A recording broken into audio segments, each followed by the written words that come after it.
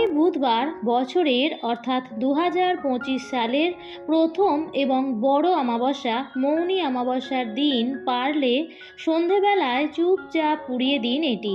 মৌনী অমাবস্যা এই দিন কিন্তু পরিবেশের নেগেটিভ এনার্জির পরিমাণ প্রচুর পরিমাণে থাকে, তাই পালন করুন সহজ কয়েকটি টোটকা, মেনে চলুন বিশেষ কয়েকটি প্রতিকার, নিজের এবং নিজের পরিবারকে সুরক্ষিত রাখুন। অখণ্ড সৌভাগ্যের অধিকারী হবেন, বাস্তুদোষ তো দূর হবেই এবং প্রচুর অর্থ আসবে।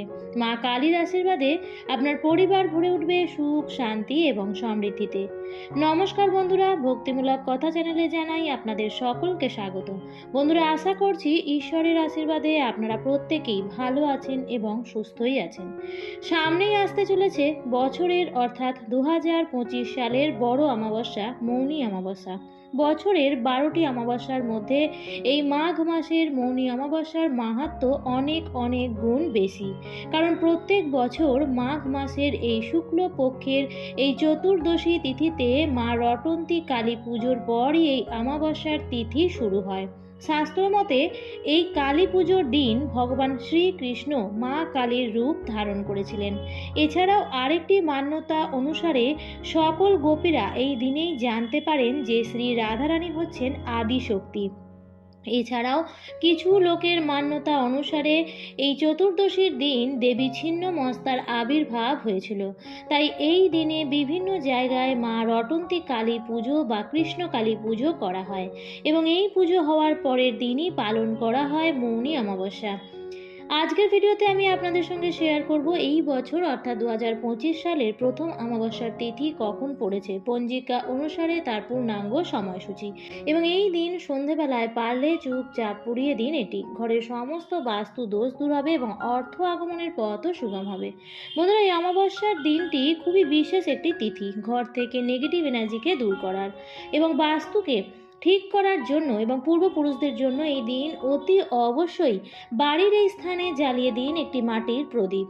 তবে মূল ভিডিওতে যাওয়ার আগে আমার সকল বন্ধুদের একটাই অনুরোধ করব যে আজকের এই ভিডিওটি একদমই স্কিপ না করে সম্পূর্ণ দেখুন এবং দেখার পর যদি ভালো লাগে তাহলে অবশ্যই ভিডিওটিতে একটি লাইক করবেন এবং কমেন্টসে লিখবেন জয় মা কালীর জয়, জয় শ্রীকৃষ্ণের জয়, এবং বন্ধুরা ভিডিওটি শেয়ার করবেন আপনাদের নিকট আত্মীয় স্বজন এবং বন্ধু বান্ধবদের সাথে, যাতে প্রত্যেকে এই ভিডিওটি থেকে উপকৃত হতে পারে।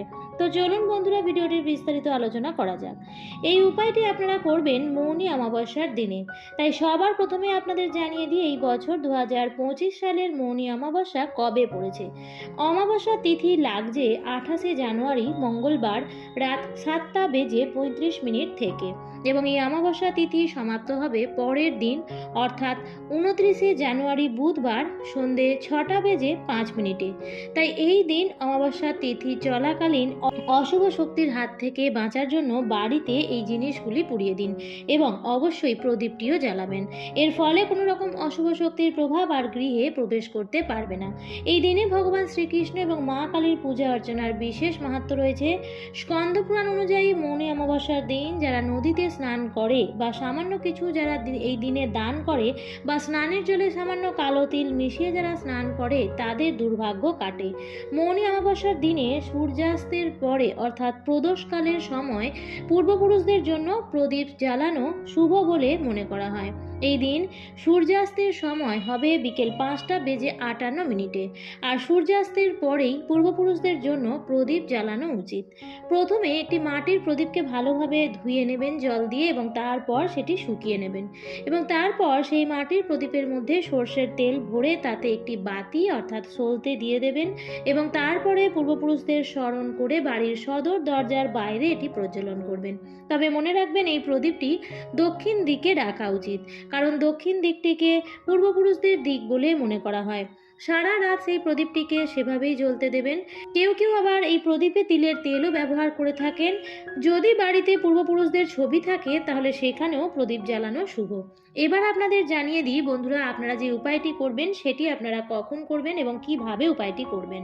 বন্ধুরা, এই দিন বাড়ি ঘরদোর অত্যন্ত পরিষ্কার পরিচ্ছন্ন রাখবেন, কারণ ঘর বাড়ি পরিষ্কার পরিচ্ছন্ন থাকলেই পজিটিভ শক্তির সঞ্চার হয়। এবং এই দিন সংসারের মঙ্গল কামনায় মা কালী এবং শ্রীকৃষ্ণের পূজা অর্চনা করতে কিন্তু একদমই ভুলবেন না। এই দিন সকালবেলায় স্নান সেরে শুদ্ধ বস্ত্র পরে যখন ঠাকুর ঘরে নিত্য পুজো দিতে যাবেন, তখনই এই সামগ্রীগুলি জোগাড় করে নেবেন। বন্ধুরা, এই দিন গঙ্গা স্নান করলে নরক দর্শনের হাত থেকে মুক্তি পাওয়া যায়। তবে বন্ধুরা, সবার পক্ষে তো আর গঙ্গা স্নান করা সম্ভব নয়, তাই এই দিন আপনারা আপনাদের ঘরেই স্নান করুন এবং স্নানের জলে সামান্য পরিমাণে কালো তিল এবং সৈন্ধব লবণ মিশিয়ে অবশ্যই স্নান করুন। এবং এই দিন স্নানের আগেই ঘর বাড়ি ভালোভাবে পরিষ্কার পরিচ্ছন্ন করে নেবেন এবং ঘর মোছার জলে 1 চামচ পরিমাণ সৈন্ধব লবণ মিশিয়ে সেই জল দিয়ে ঘর মুছবেন। এবং যেহেতু স্নানের আগেই ঘর বাড়ি পরিষ্কার পরিচ্ছন্ন হয়ে যাচ্ছে, তাই স্নানের পর অবশ্যই গোটা ঘরে গঙ্গার জল ছিটিয়ে দেবেন। এতে করেও কিন্তু অশুভ বা নেতিবাচক শক্তির প্রভাব সারা ঘরে পড়ে থাকলে তা খুব সহজেই দূর করা সম্ভব হয়। এরপর বন্ধুরা, আপনারা ঠাকুর ঘরে যাবেন এবং ঠাকুর ঘরে যদি মা কালীর অথবা শ্রীকৃষ্ণের কোনো আলেখ্য বা বিগ্রহ যদি থাকে, তাহলে তার চরণের কাছে এই সামগ্রীগুলি রেখে দেবেন। আর সেগুলি হলো, আপনারা নেবেন 5টি বা 7টি তেজপাতা, অর্থাৎ বিজোড় সংখ্যার তেজপাতা নিতে হবে। আর বন্ধুরা, দেখবেন তেজপাতাগুলি যেন নিখুঁত হয়, অর্থাৎ কোনো কাটা বা ফাটা না থাকে, সেই বিষয়টি বিশেষভাবে খেয়াল রাখবেন। আর নেবেন 5টি বা 7টি লবঙ্গ। একইভাবে লবঙ্গগুলো যেন ফুল সমেত মোটা সমেত থাকে, অর্থাৎ নিখুঁত লবঙ্গ নিতে হবে। নেবেন কিছুটা পরিমাণ সৈন্ধব লবণ। আর নেবেন নিম পাতা, শুকনো বা কাঁচা যে কোনো ধরনের নিম পাতা নিলেই হবে। আর নেবেন কিছুটা পরিমাণ কালো সর্ষে আর কর্পূর। সকালবেলায় যখন আপনি আপনার ঠাকুর ঘরে নিত্য পুজো দেবেন, তখন একটি পাত্রের মধ্যে এই জিনিসগুলি একত্র করে নেবেন এবং আপনার ঠাকুর ঘরে যদি মা কালীর বা শ্রীকৃষ্ণের কোনো আলেখ্য বা বিগ্রহ থাকে, তাহলে তার চরণের কাছেই রেখে দেবেন এবং মা কালীর কাছে নিজের মনস্কামনা, নিজের প্রার্থনা অবশ্যই জানাবেন। এবার বন্ধুরা, সেই দিন আপনারা সকালবেলায় যেমন নিত্য পুজো করে থাকেন সেরকমভাবেই পুজো করে নেবেন। এরপর এই কাজটি করবেন সন্ধ্যাবেলায়। সন্ধ্যাবেলায় যখন আপনারা নিত্য সন্ধ্যা দিতে যাবেন, তখন আপনারা ধূপ প্রদীপ জ্বালিয়ে ঠাকুরের আরতি করে নেবেন এবং তুলসী তলাতেও অবশ্যই ধূপ প্রদীপ দেখাবেন এবং সদর দরজায় যে স্থানে প্রদীপ জ্বালানোর কথা বলেছিলাম সেই স্থানেও প্রদীপ জ্বালিয়ে দেবেন। যাই হোক বন্ধুরা, এরপর যখন আপনাদের গোটা ঘরে ধূপ প্রদীপ দেখানো হয়ে যাবে, সন্ধে দেওয়া হয়ে যাবে, তখন আপনারা একটি ধুনুচি মতন পাত্র নেবেন আর তার মধ্যে একটু নারকেলের ছোবড়া দিয়ে বাকি সমস্ত সামগ্রীগুলি নেবেন যেগুলি সকালবেলায় মা কালীর চরণের কাছে রেখেছিলেন। সেই সমস্ত সামগ্রী নিয়ে ধুনুচির মধ্যে দিয়ে একসঙ্গে জ্বালিয়ে দেবেন এবং এর থেকে যে ধোঁয়াটি সৃষ্টি হবে, প্রথমে সেটি আপনার ঠাকুর ঘরে দেখিয়ে নেবেন এবং তারপর আপনার ঘরের যে কটি রুম আছে প্রত্যেক কটি রুমের মধ্যে সব ভালোভাবে ধোঁয়াটি দেখাবেন এবং যখন দেখাবেন তখন ঘরের জানলা দরজাগুলি কিছুক্ষণের জন্য বন্ধ রেখে দেবেন এবং দেখবেন ধোঁয়াটি যেন বাড়ির সর্বত্র কোনায় কোনায় ভালোভাবে যায়।